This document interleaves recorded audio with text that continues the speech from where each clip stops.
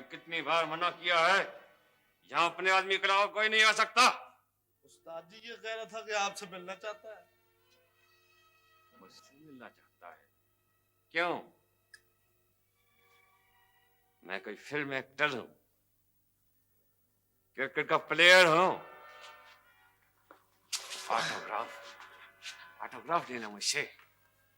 और किसने भेजा तुम्हें? किसने भेजा तुम्हें? और उस्ताद जी ये बात मैं तेरे बाप से कर रहा हूँ सलामी। बोल,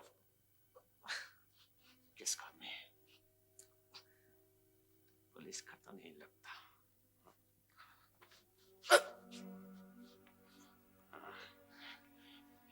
ये रफीक की पकड़ है बच्चा।